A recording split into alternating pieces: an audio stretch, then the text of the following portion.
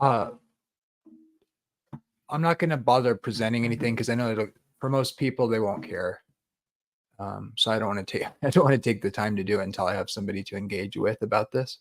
So this is as a non-professional, fairly unbalanced per, person who doesn't have good study habits, but is obsessed with theology and defending my position, learning more about the subject, and wish I was better at studying so I could, the amount of time I waste on it was more productive sort of person. I just want to speak to someone who knows about the subject more because I've done a lot of thought about it and from what I've learned about good interpretation. And so here's I'll try to just explain the issues I see because I feel really strongly that there really is only one view for Daniel and the rest are falsifiable if people are willing to be honest about it. And it is a very big deal because there's a lot of things that cause division in the church stem from ideas that don't actually work with the story all as a coherent picture or according to the way the text says to do it. And like this huge diversity. So it's like once you open the door and say, well, we can't be sure. And then, well, so maybe this idea or so much things are based on an assumption of things being a certain way. And then that opens the door to be loose with the text. Pretty soon it's like, oh, well, there's all these positions and, you know, it's actually, it's ambiguous. And it really bugs me because I think people can honestly look at this closely and realize, and maybe I'm speaking way past my own understanding, but so when I look at the dispensational, or really this is really aimed at futurists and dispensationalists, and I look at the history like Sir Robert Anderson and some of the more recent scholars that have done better work regarding this issue of calculating the right timeline properly to fit sort of the futurist 70th, but essentially anybody puts the 70th week into the future. So this is what it looks like to me. Most Protestants believed what I hold to as far as, but they weren't really sure, but a lot more information has come out from archaeology and other things and our ability to date things and understand the calendar dating better in Babylon and in the early years. And we can prove more things. The more work has been done about like I forget what they call that calendar. Everybody uses it though because it merges the kind of Gregorian calendar to ancient dates. Michael Heiser uses it. So I'm going to speak to that too. But when you look at the futurist interpretation, we have like 4 possible decrees that could even for the decree of Daniel 9:24-27, which starts the clock for the messianic prophecy of when Jesus would show up. We know it can only could only be the 20th year of Artaxerxes in 443/444 BC or 457 BC in the 7th year of Artaxerxes. Those both seem to qualify for being on pattern with the sabbatical or Shemitah cycle and the Jubilee cycles. Although I'm going to say that people who take the 444 date, which is very common in evangelical futurism of all stripes, which is based off Anderson's calculations, don't really pay much attention to sabbatical cycles. And I'll explain why I think that is, because it doesn't work. And here's why it doesn't work. Because of our correlation with calculating how the calendars were made and adjusted at that time period in Babylon, as well as the Hebrew people. And the confusion about our solar calendars, and how that correlates to historical events and how we align the calendars as I understand it, which I'm just a lay person, right? But so it almost seems like they're these people that are going with the futurist, the dispensational sort of development. Although you can find elements of it going back into church history, different aspects of it, you can find a similar interpretation. I'm not saying it has no basis in anything. But really, when these guys developed this, it seems that they're kind of going off the grid pattern of the messianic interpretation. That is the 457 and it having, seeming to line up with Jesus' ministry because it's pretty close, right? And it's what I see the futurists saying, kind of based off of Sir Robert Anderson, and they make it sound so good. But when you actually look at the scholarship, it's just not true. So they kept trying to force the dates because once you go to 444 BC, and it's a 490-year prophecy, right? Jesus is cut off. So 444 plus 490 years, don't count the one because it goes from 1 BC to 1 AD, all that. That puts you in like what? 440. I mean, that would be like 46 years AD. That doesn't work. It says to count, so that's counting years. Aha. The time periods in Daniel are literal days based off a lunar calendar, a 360 days per year calendar. So this is what we'll do.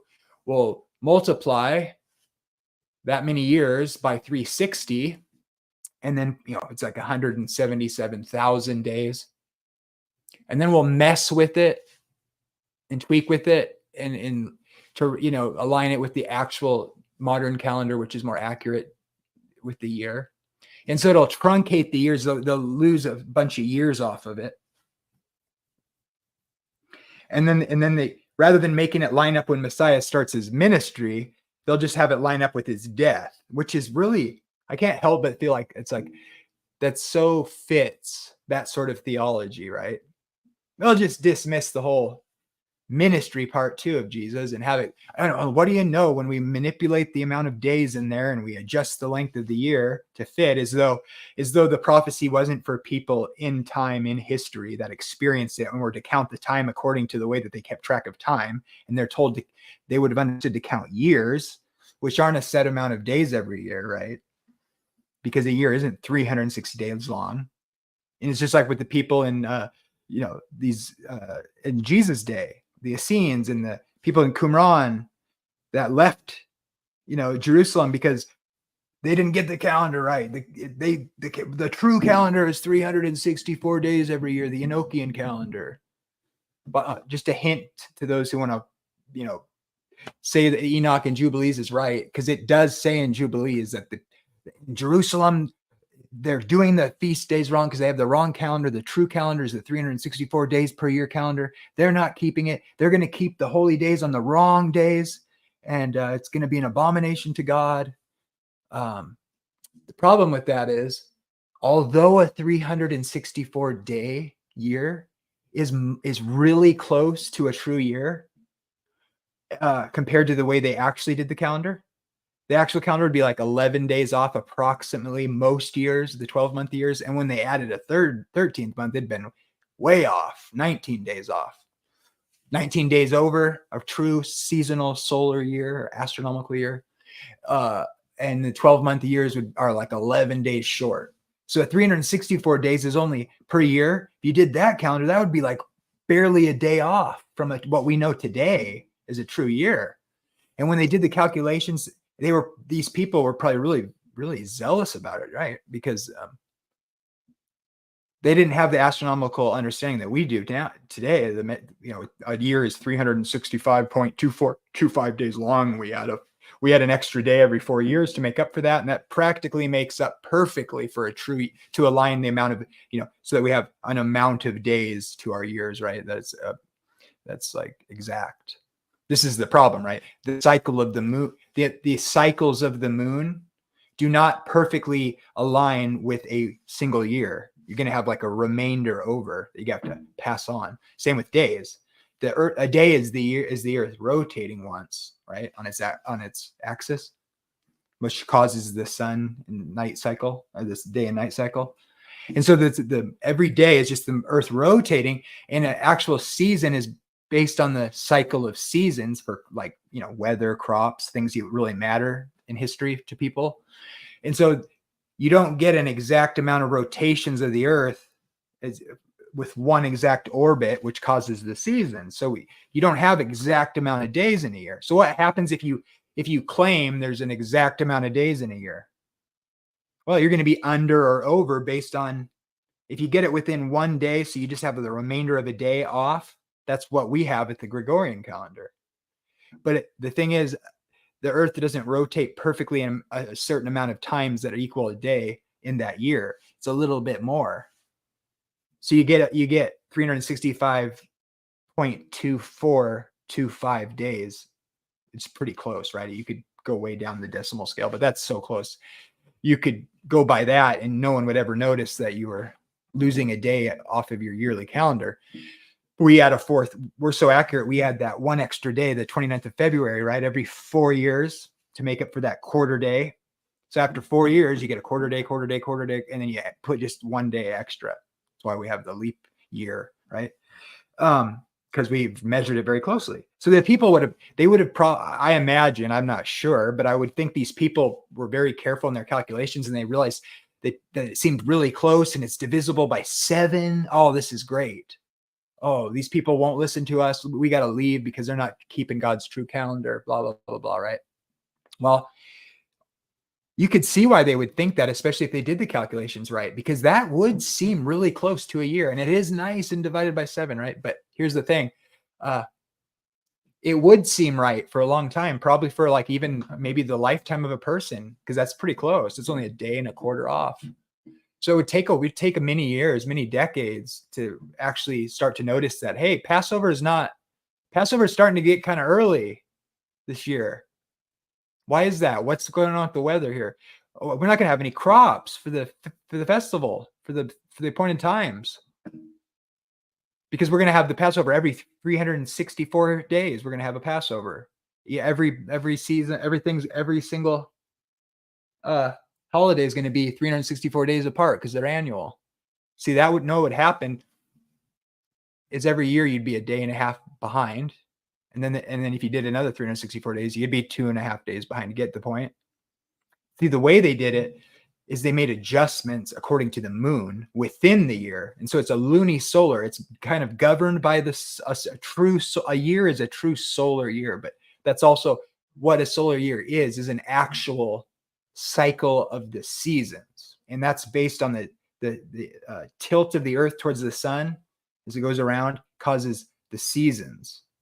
So you get summer, winter, fall. Okay. So that's what really matters. So when I say well, the Jews didn't go up a solar year, that's why it is lunisolar, but they don't want to, like, people want to resist that because, well, it was based on citing the moon for the months. Yes. But the true year, which is, let's say a year is a true cycle of the seasons. Okay. Because that's, you need Passover once a year and you need it to be in the spring because you need to have your wave sheaf offering. You need to have your lambs and they're born at a certain time of year. And so they're only available at a certain time of the year. So you got to have a lamb, you got to have crops in their season, right? So if you try to set the calendar and say there's X amount of days in a year and you just go with that, you're going to slowly drift, right? Depending on how close you are. But see what they did with their adjustments and it being based off of the moon, citing the moon, and then, right? They did that. They did it the way they did it, and it actually would go well under a true year by 11 days approximately, and then another days they'd be about another 11 days behind after 2 years in a row with 12 months. Then they would add a 30-day month to the next year, and that's like 18 days over. But then they were 11 under a true seasonal year. And that actually, with that and the sightings of the moons within the year to adjust, go according to the months being according to the sighting of the moon, and the lunation cycle is actually 29.5 days per lunation cycle. And that doesn't, correlate exactly to a year without a remainder.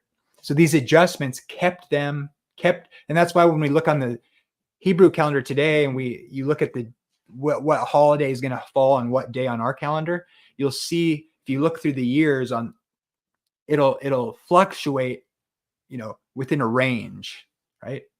It'll be this year, it'll be on this date on our calendar, and then it'll be a slightly different date. And then there's limits, right? Of the fluctuation, but that fluctuation actually kept it in its seasons. And so that's how you can know logically and just scientifically or whatever, some of the issues with some of the sects in the first century. And I think it proves that Jubilees and Enoch right off the bat, you can dismiss because of the claims that it's making that go against the way they were actually doing it historically. And these sects left to do their true calendar, which is in Enoch and in Jubilees. You can see how they could genuinely think that that was a better calendar, but because of their lack of understanding and it actually being more close to a true year. But it's actually those adjustments that actually kept it in order. Now, the text doesn't tell them exactly, it's not in the Bible exactly how to do that. But like, so this gets to some of the issues I'm going to get at with the dispensational thing. You don't get to go back and adjust the length of the 490 years based on a 360 literal days per year calendar because of the rendering in, let's call it the prophetic lunar calendar. So the prophecies of Daniel, people don't miss this, that it's clearly a lunar calendar. And a lunar calendar is a 12 months every year, no matter what. And every month has 30 days in it. 12 times 30 is 360 days. It seems that maybe in the Noah, when you look at the dates in Noah, that back before the flood, that maybe a year was 360 days before the flood. It seems to be talked about that way. And so the writer of Genesis seems to put in there, so let's assume it's history, right? Seems that the history is that they were using a 360-day years. But you know what? Daniel wasn't using a 360-day year calendar. Why? Because it wouldn't work.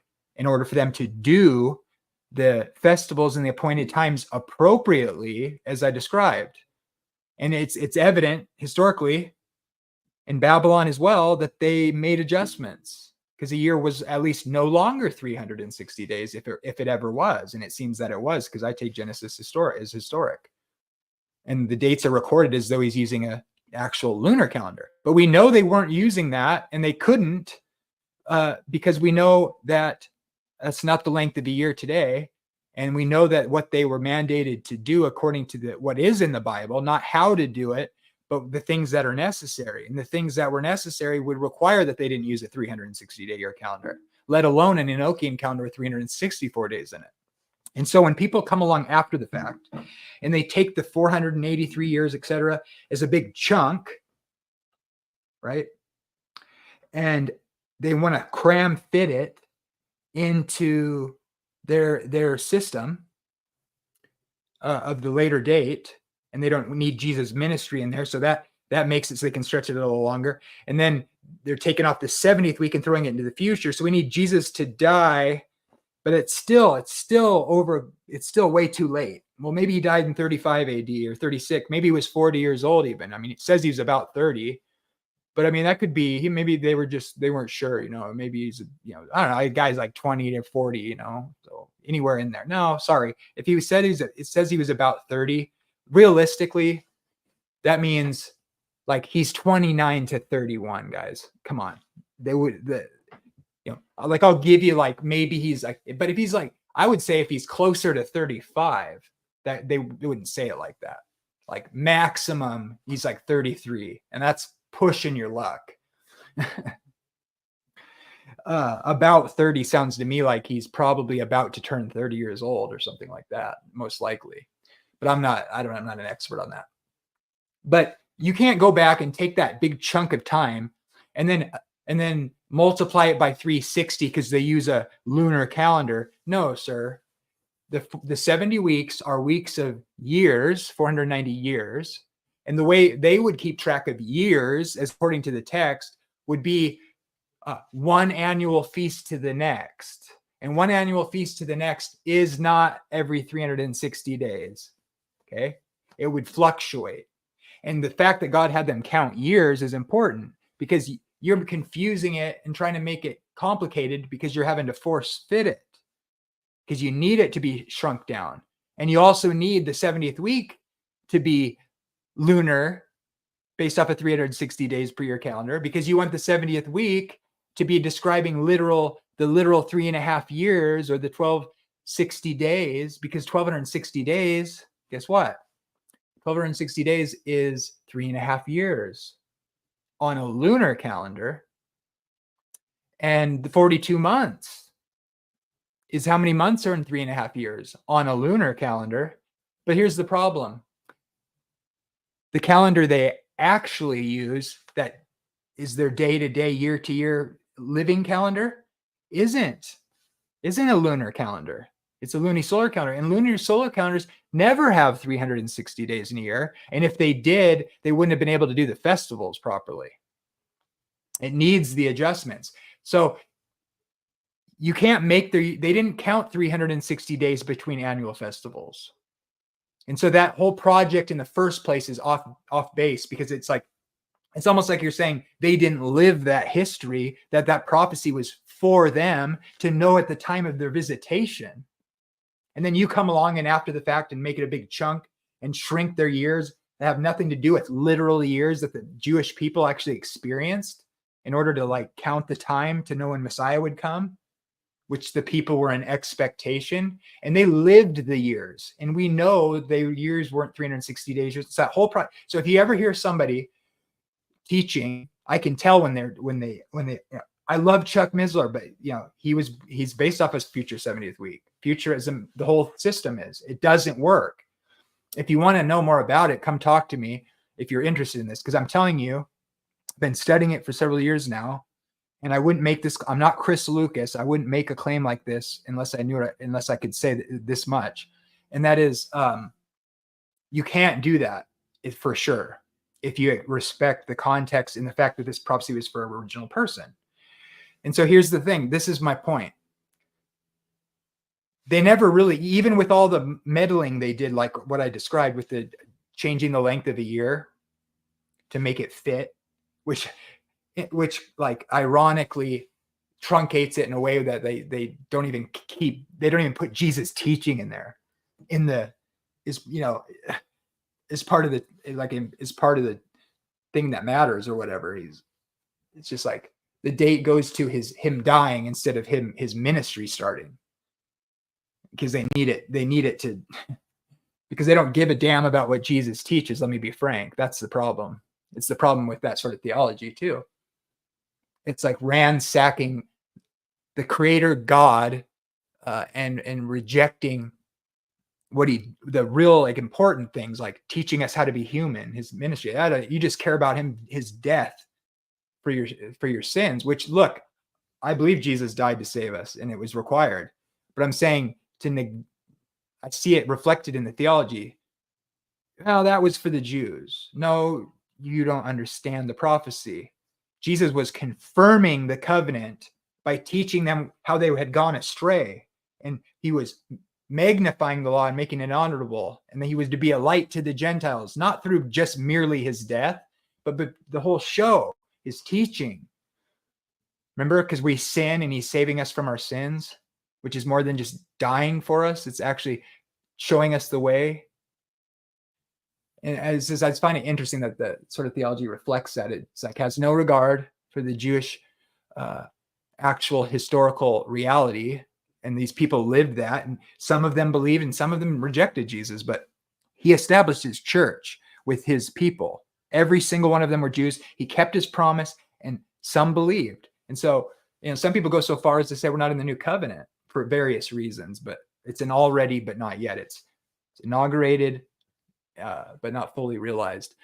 But anyways, let me get back to the point. So again, the actual historical calendar that they used, that we just have to count years. And that was very wise of God to do, because the annual feasts were generally once per actual seasonal year with a little bit of fluctuating. That's what they're to count until the Messiah, from the decree and the going forth of the commandment to restore and rebuild Jerusalem until Messiah the Prince would be 7s and then 62.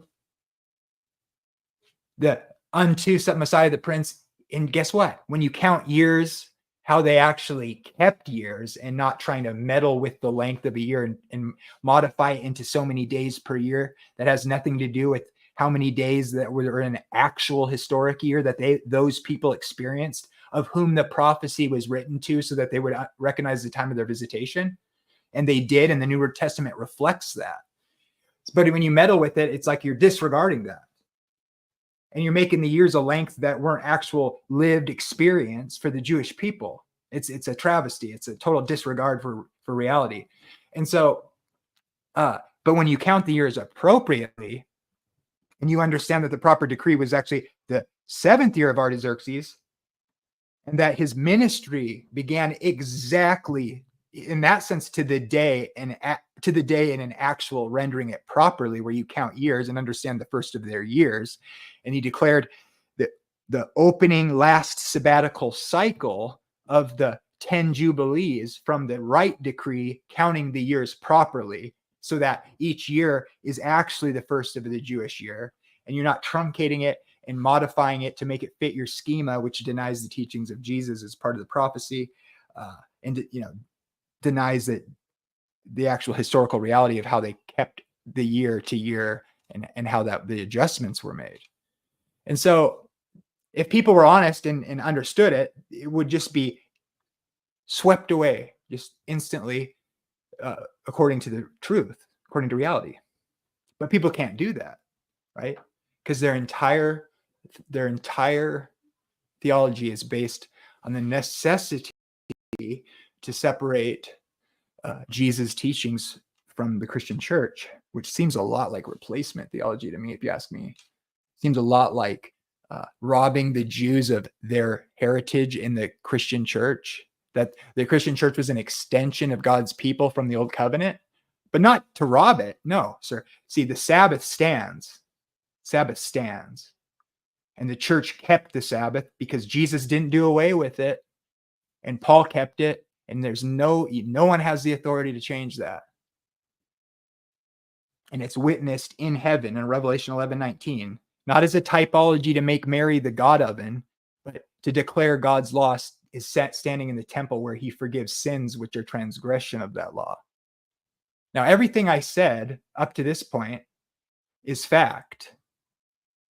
And that the pride in my declaration about the Sabbath and the law is just true, whether you like it or not, is just the way it is. So people don't care about the truth. I'm just telling you what the truth is. And even if you don't accept that, the fact what I said about the calendar is just reality. And you can know there is an actual reality about that prophecy, and there's a lot of bad theology and bad and I'm not going to accuse people of doing it on purpose. It's just like, well, here's the thing.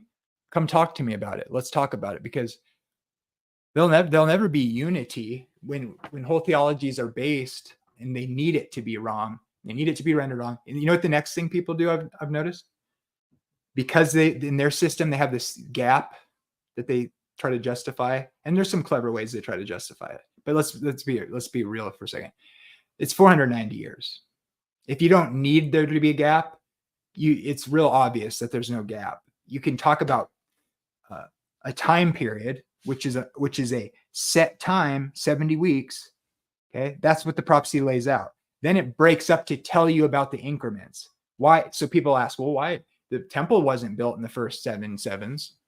We know that. So why did he break up the first 7? I don't know, because it's 10 jubilees, and 7 sevens is a jubilee, and the whole prophecy is 10 of them. And so it's a hint that 7 sabbatical cycles is a jubilee cycle, and there's going to be 10 of them.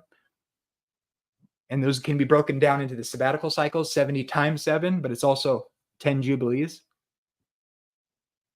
And the decree of Artaxerxes is right at the beginning of a jubilee, not just a sabbatical cycle, but a jubilee cycle.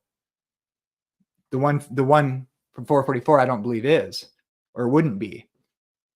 It seems to me anyway.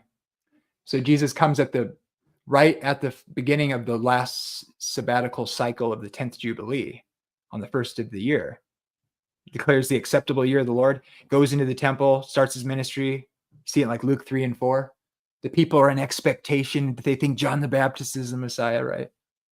So people know, they at least know that it seems that there should be an expectation according to the prophecy.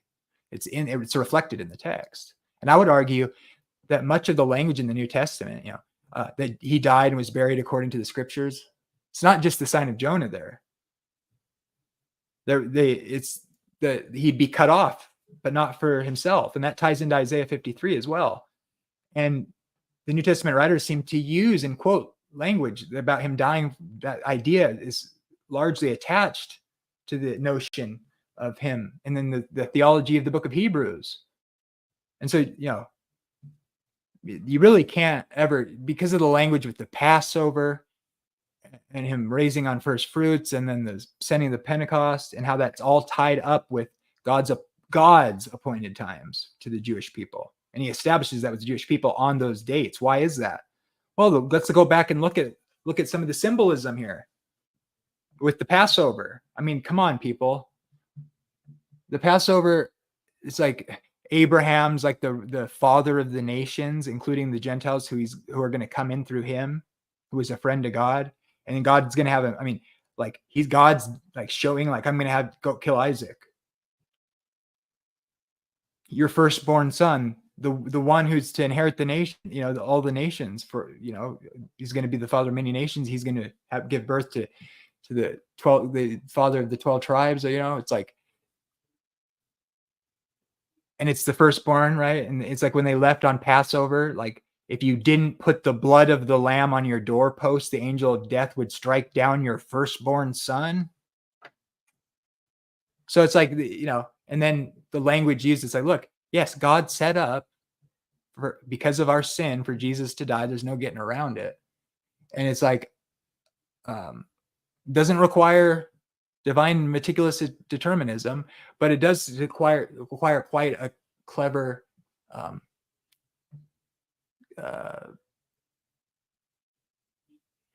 plan from God, who isn't taken by surprise. I'll tell you that much. So you got to deal with that. I'm all for no exhaustive determinism, but God set it up. That's what it's saying in Acts when it's, God set that up, right? Let's not hate Calvinism so much that we're going to deny that reality in the text. God put skins on them. God's mad because at Cain, because he didn't bring an animal sacrifice, but Abel did good because he did bring an animal sacrifice before the Lord, right? God invented animal sacrifice. You gotta deal with that, man. God implemented animal sacrifice if you believe the biblical narrative is historical. If you think Adam and Eve are historical and there was an actual fall, I mean, it doesn't say God did a sacrifice when it just says he put skins on them, to be fair. But he put skins on them. And I was talking to my friend Amber about this, and I love this because, God promises the seed of the woman would come. But before that, after they sin, like the very first thing that happens is like they had shame and they hid themselves.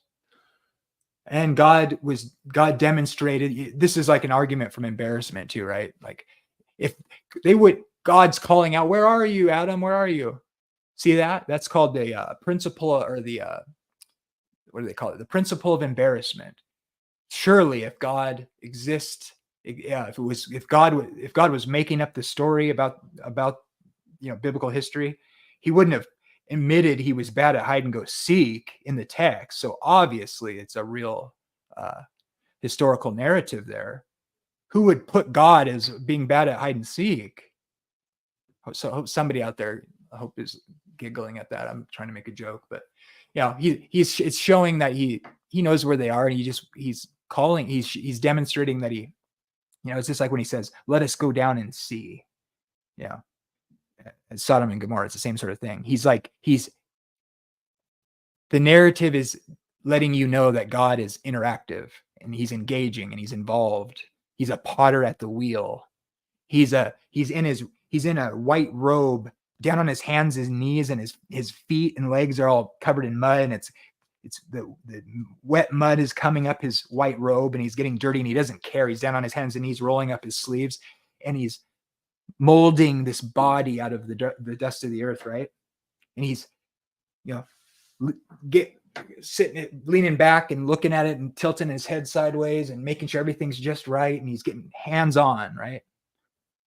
He's working the clay. He's turning the wheel as he's bent, hunched over, carefully sculpting, right? Let us go down. Let us, those fig leaves that you tried to cover yourself with, that's not going to work, my son. And then so he puts clothes on them. He puts skins over them. He covers them, right? And he stops Abraham. You're not going to kill that boy. I'll provide the sacrifice. Powerful. Anyway, so yeah, you can't do, I'm on a side rant, but I just love this subject. The thing is, so Jesus' death is everything. But with this, regarding the Daniel 70 weeks, the people were in expectation. We know how they kept their calendar, the way they kept their years. And when you do that, the years are not 360 days per year long. You don't get to adjust your time and then tell everybody, oh, look how amazing this is. This prophecy is. We calculated it down to 177,366 days and 33 cents. And it's right on the day. And then you look into the literature and it's like, no, you're messing with it. And it's still wrong because God never said to do that. Adjust the length. No, that prophecy was to a given people who had a given way of doing their feasts that God incorporated. And the way they did that, they were not 360 days or 364 days in between every annual festival. You are to do the feast from days to days, which is translated from year to year, which could also be translated annual, in its due season. Yearly.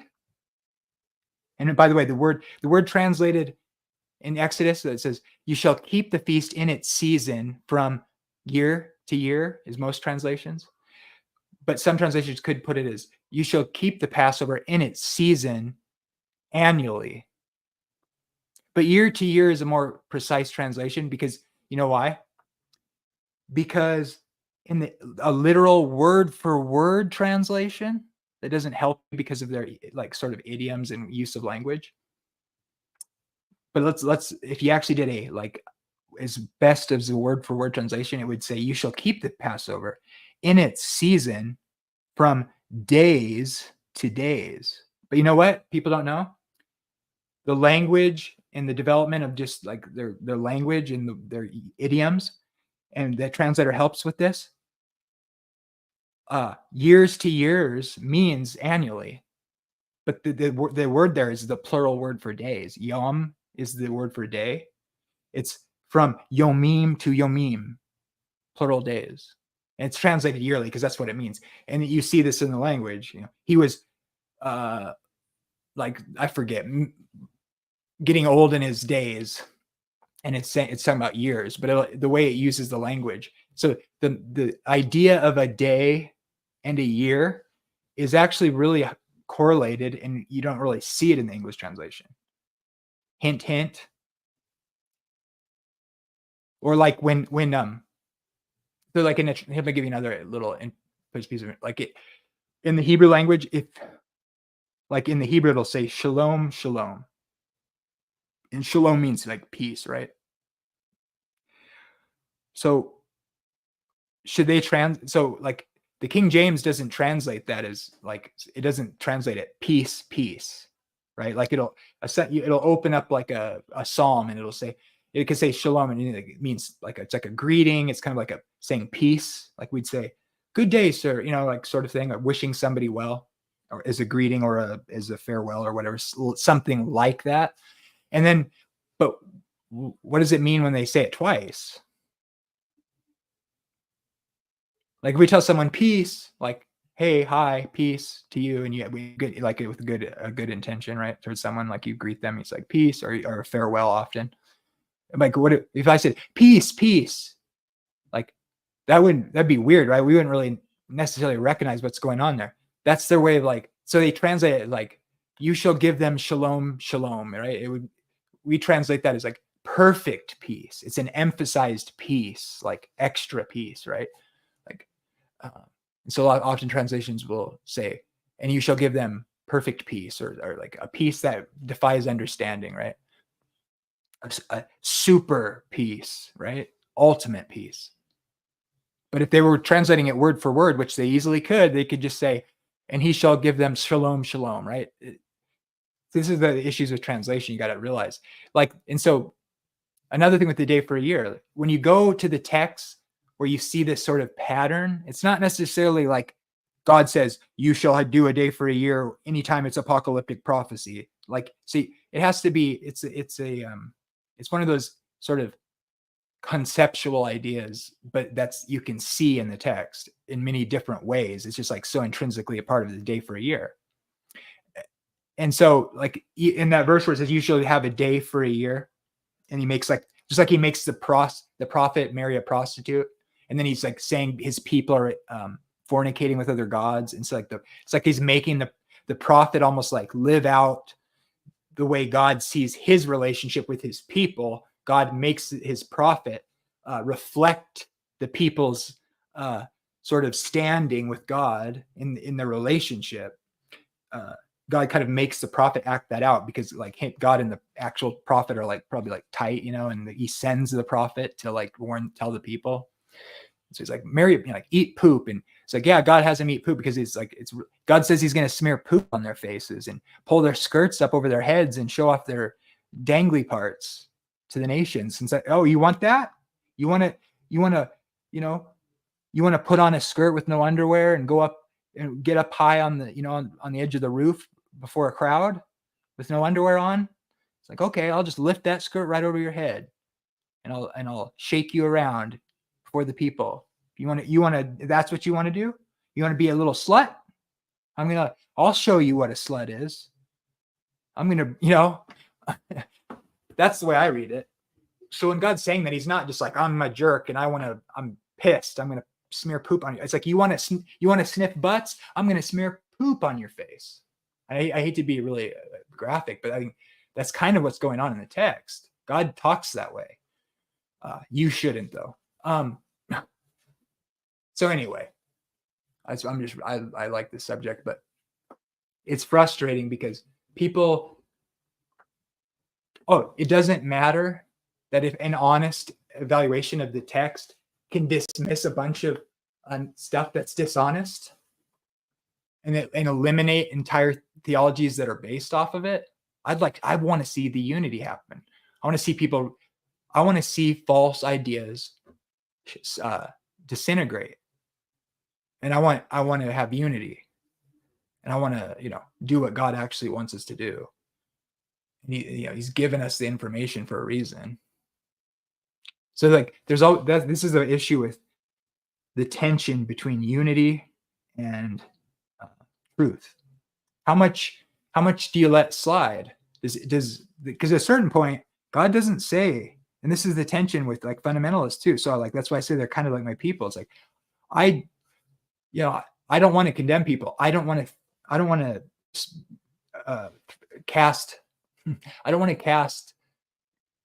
that people are being purposely dishonest, but somewhere there, you can't compromise what's true though at the same time. And you can't just say none of it matters. It does matter.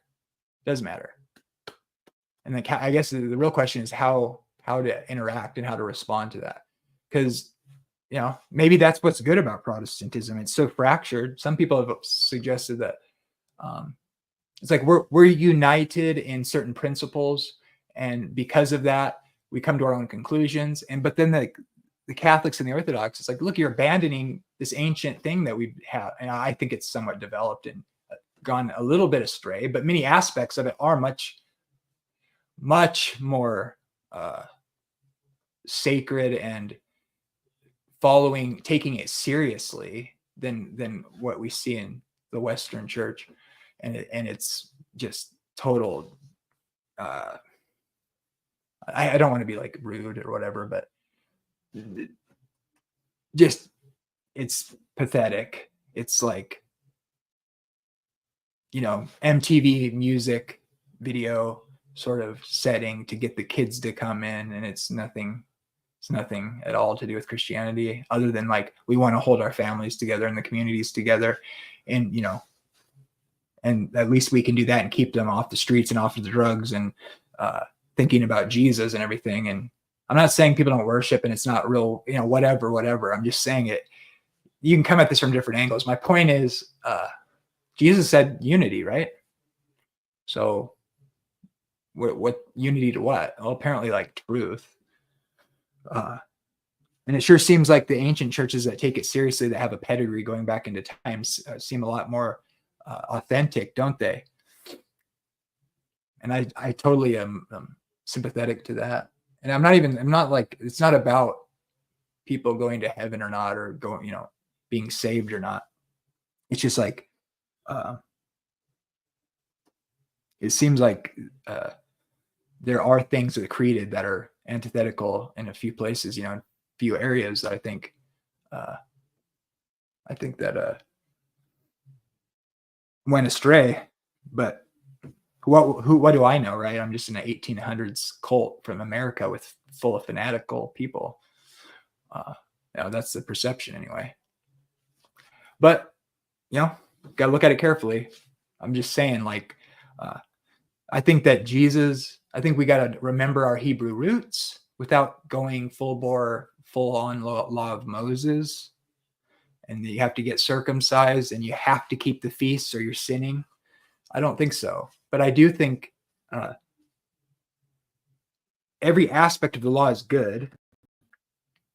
And there's a transformation of the way our sins are forgiven in Jesus. And if you miss that, you're like missing the point of God's plan of salvation, right? It's like I identify with like Hebrew roots people, but there's nothing unifying them. And if they're right in the way they are, at least the more strict ones, like you got to ask yourself, like, was there anything in the church that wasn't just a total full abandonment of, because Jesus did promise that like there would be a spirit of truth. Like so here's another thing too. Kevin from Beyond the Fundamentals, he made a really good point at the end of his short video. You should watch it. He's talking about like there's apostasy in the early church, and people are going to roll their eyes at that.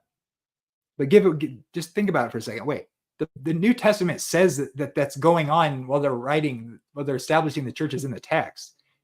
That's true. Not just the Ante-Nicene fathers, but I mean in the text, right? This is happening. There's false letters, there's false teachers abound that they're having to tell people about and to be careful about. So it's just a fact that that's true. Now the question is, was there a truly, just like today, Orthodox or Catholic Church? Like I don't know. I'm sorry, but like the Orthodox seems more like the original church, but it's like, dude, they were keeping the Sabbath. They were like doing communion, not in a church building with the liturgical sort of, or the like ecclesiastical stuff obviously somewhat develops. You have to admit that.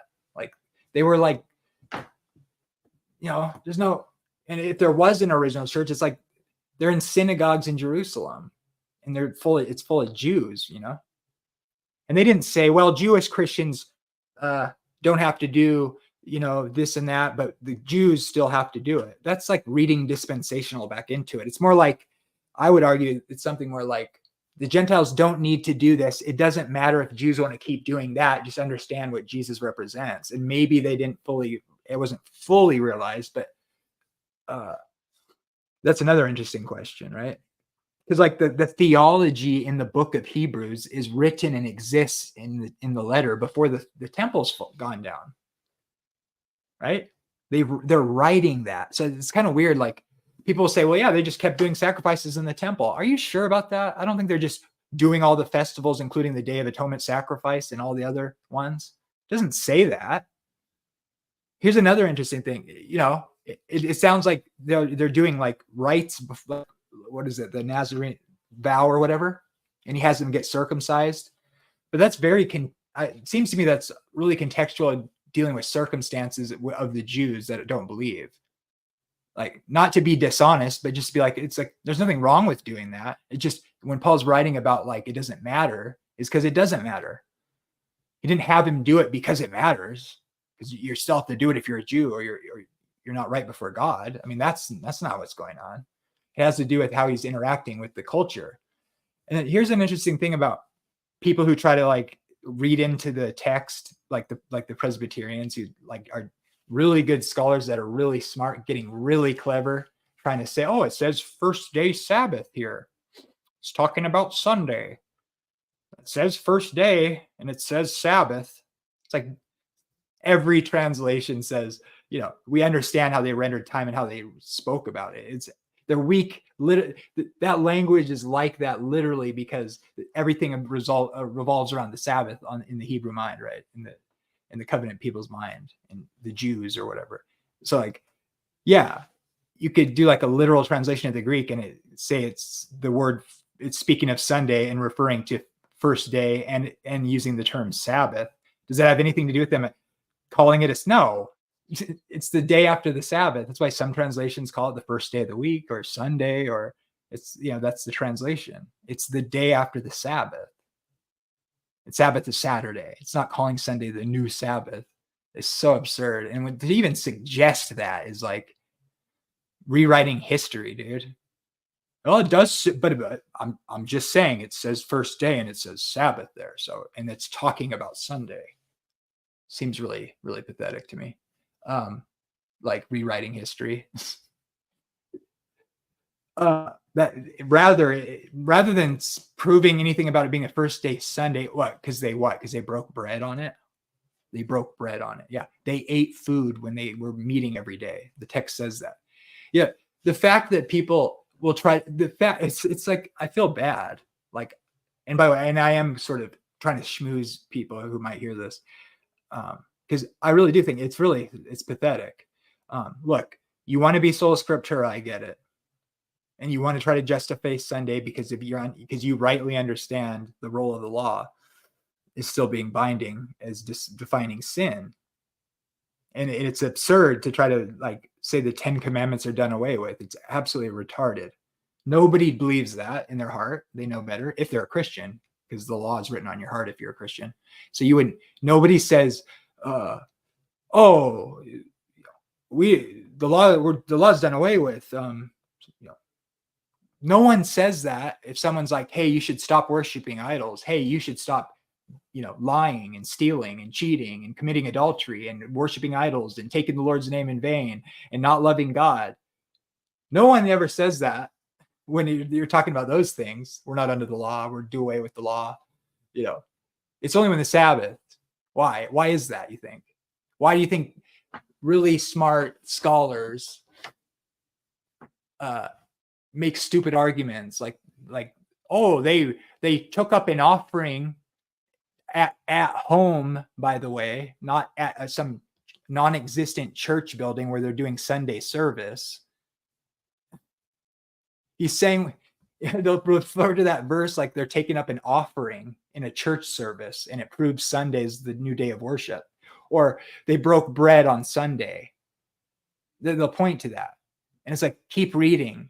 They broke bread every day, it says. That just means eating. It could include doing communion, but I would argue, sure, but it just says do it whenever in remembrance of me. When you're gathered together, eat this bread and drink this wine and remember what I did for you in fellowship. Anywhere, everywhere, as a fellowship thing. When you're gathered together, do it in remembrance of me, and it should be remembered and be considered sacred. But if you start telling me I have to believe it literally turns into Jesus' body and we're sacrificing him all over again, and it's a ritual you have to do to receive that sacrifice on your behalf, and you have to receive it from special priests in like a robe or whatever that has a particular name over their building, or God's not going to save me, then I'm going to go, yeah, that's false. Okay. But if you mean there's traditions that have held on to the sacredness of fellowship together in a gathering, and it's something that Christians need to do, then I'm with you. Okay. I'm with you on that. Okay. So, but the fact that people appeal to these verses is just, it's like, what, like if I don't call you an idiot, and maybe I could be making a fool of myself right now, but this is how it looks to me. It's like, I feel like I want to call you out just flatly for how absurd and ridiculous that looks. Because if I don't, then I'd feel like I'm like treating you like a child, like they're a little idiot, like a little kid almost, like you don't know better. I don't like feeling that way about people. So I'm just like, dude, I just want to like say, dude, you're way too smart for that. the fact that you're going to appeal to verses and make that claim, oh, they were breaking bread. Oh, they were the breaking the bread must be communion. Oh, they took it they didn't take up an offering at a church service on Sunday. He says, store up monies for the widows so I don't have to gather it. And it says like, do it at home, it says. It has nothing to do. It's like that's your evidence from the text that Sunday is the Sabbath is no longer a thing and it's Sunday. It says this is the point I was going to make about that. It's just something to consider. I just kind of noticed this. Like when you look at, so the issue with the Lord's Day, the one thing where he talks about I was in the Spirit on the Lord's Day, there's like 5 interpretations, okay?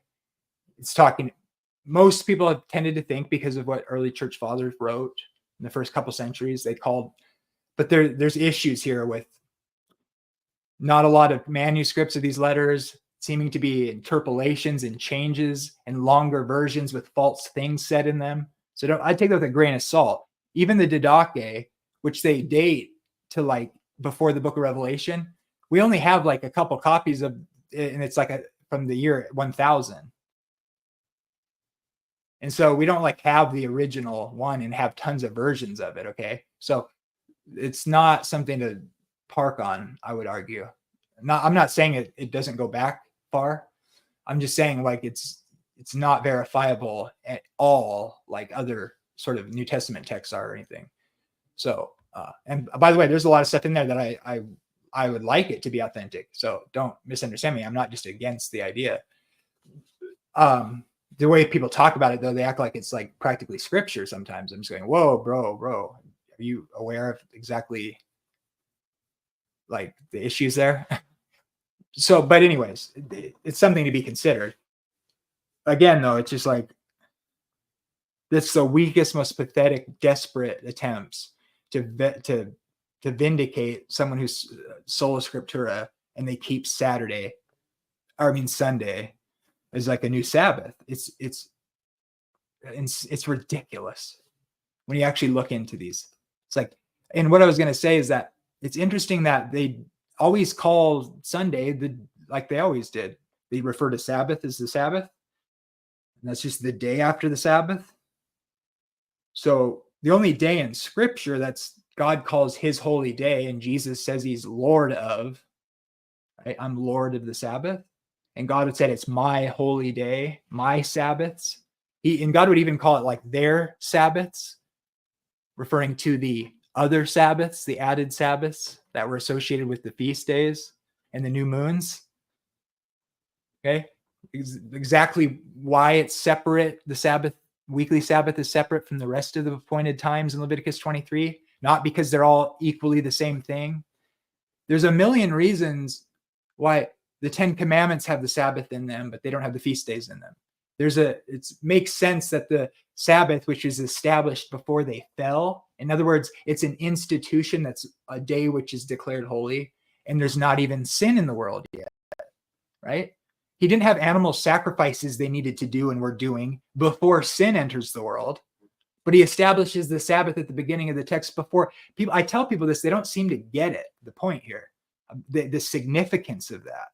It just goes right over their head. The fact that the Bible starts with him instituting marriage and the Sabbath, okay, and declaring it holy, a day which is holy. And by the way, they had 7-day weeks way before Moses wrote down, right, the first 5 books of Moses.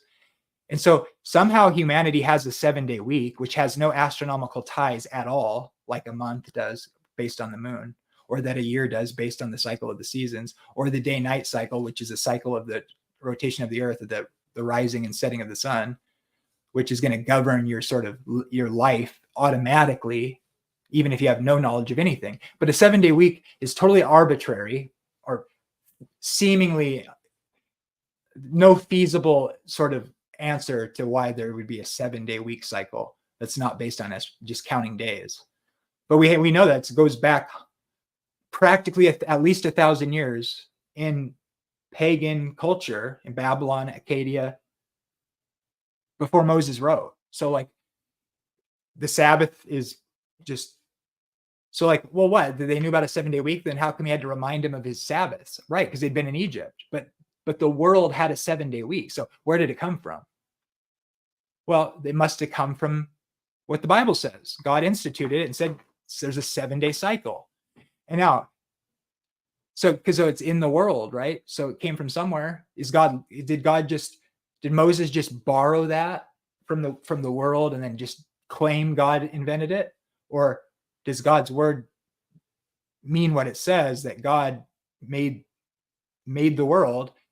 And if he made it and he didn't make man until day 6, the only way man would know which day was the 7th day and the first day and the second day, God would have had to tell him, because he wasn't made on the first day. So the only way they would have known about a 7-day week with a special day on the last day of the cycle is if God told them that you were created on the 6th day and this is the 7th day and I created everything. So I'm sharing with you how I'm the creator and what I did, and I'm telling you I made you last because you're the apple of my eye, sort of thing.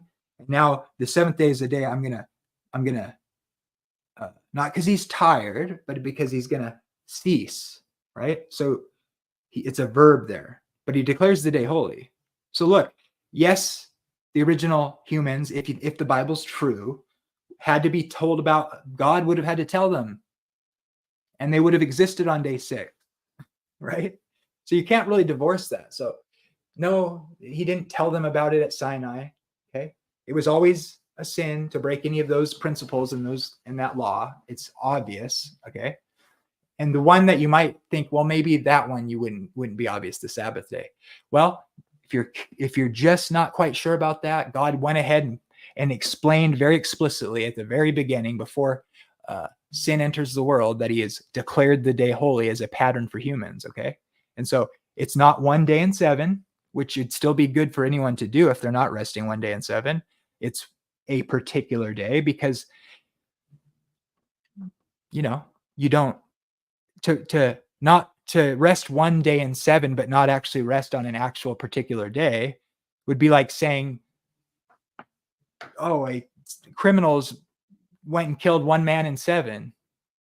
Oh, so they killed a guy? I'm not saying either way. It's just, but they did. 1 in 7 men were killed, Yeah, but which person? 1 in 7. So he didn't rest any particular day.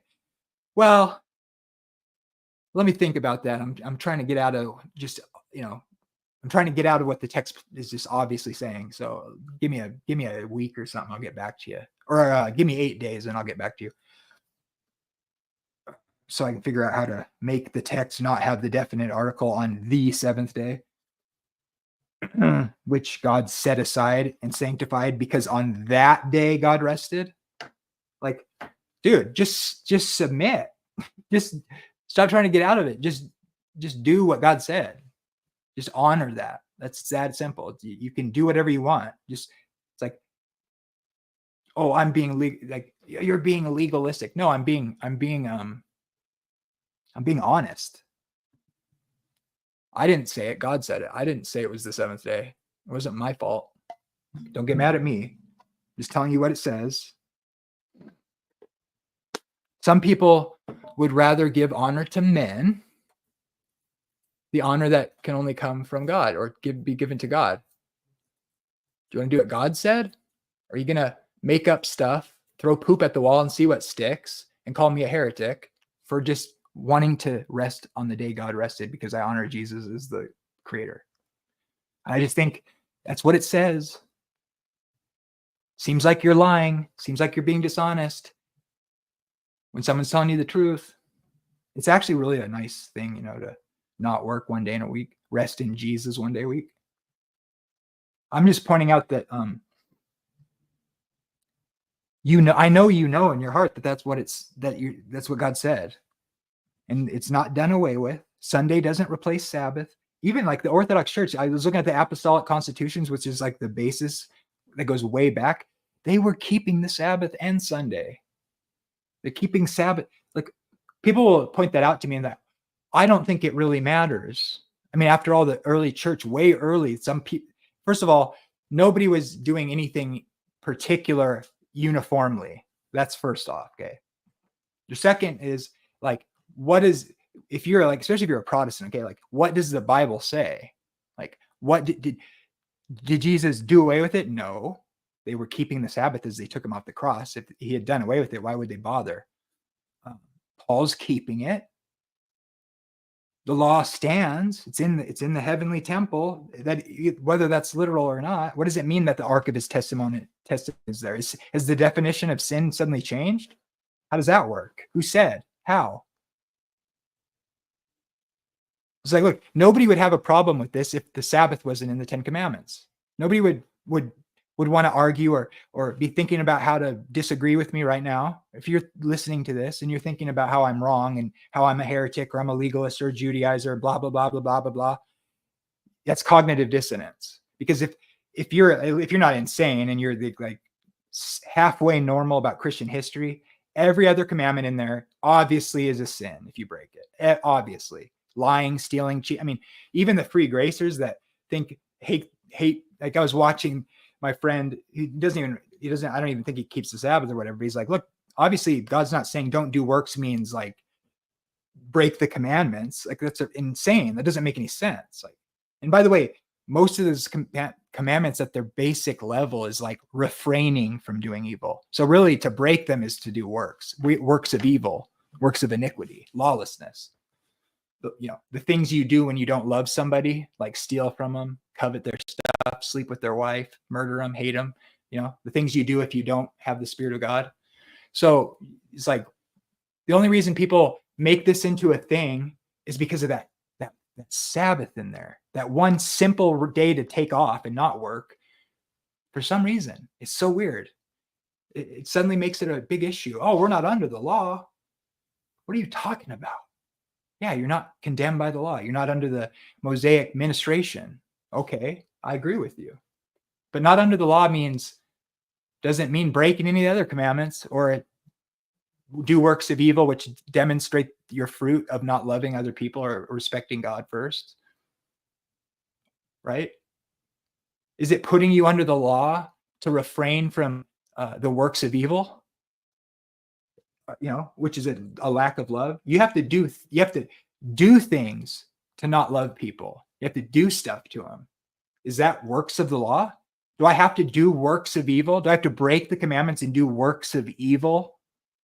Like, well, oh man, I'm feeling the urge to lie to this guy right now. I could totally do it. He would never know, and it would give me an advantage, right? So you're faced with the light.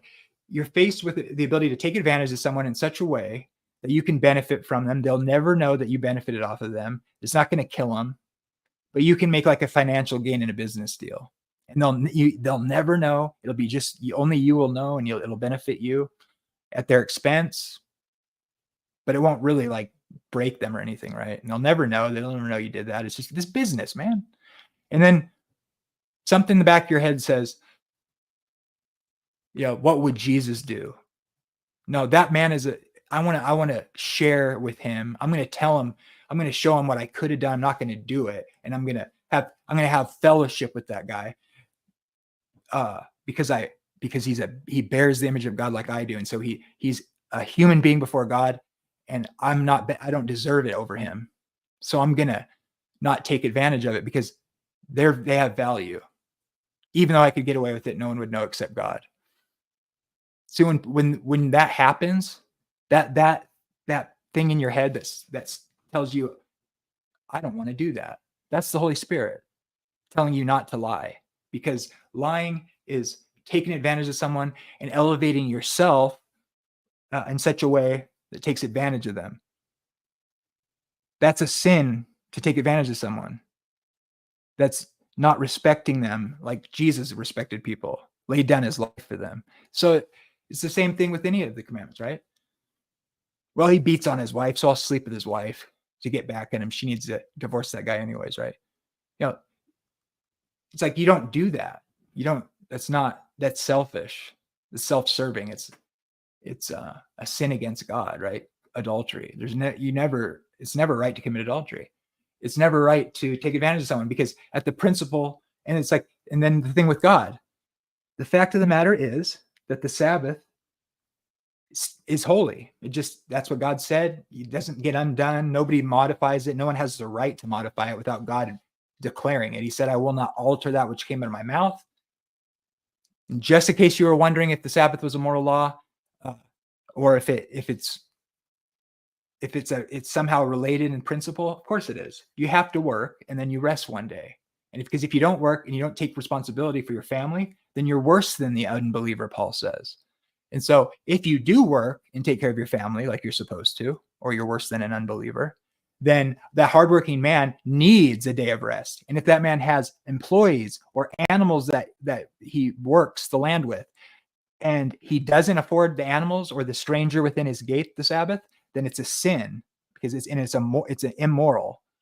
And on top of that, the creator of the universe that made everything ceased on a particular day and set that aside as a pattern for man. You can ignore that if you want, because it doesn't really seem like a big deal, but it's kind of a big deal.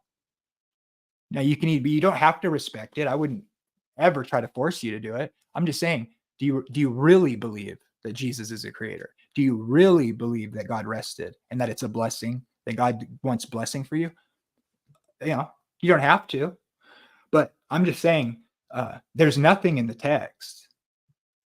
And because God is the authority as he is, and he's actually the authority, he's actually the creator and the sustainer of life. I'm just saying, he rested on a certain day as a pattern for man. He said it's holy, and he said to his people need to rest on that day. So it is moral that you afford it to everyone, including in the old covenant. You have to afford that to the stranger within the gate. It's for everybody. It's for the animals, even the beast of burden get the day off. You don't get to mistreat animals. Sorry, we're not going to be abusing animals in the eternal estate.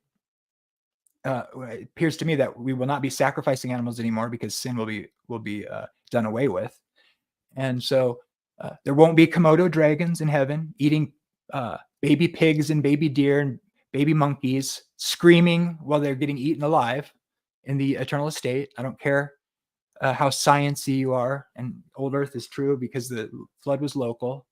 Even if all that's true, I'm sorry, living creatures that bear resemblance to us in biology, that breathe and are alive, are not going to be eating each other, screaming and ripping each other to shreds, because he's the God of the living and not the God of the dead, and animals are clearly alive, despite what William Lane Craig says about animal suffering. Animals suffer. It's not just a liberal idea that we should not abuse animals. So get used to it. There'll be no bear hunting in heaven. Okay. So God bless. Remember the Sabbath.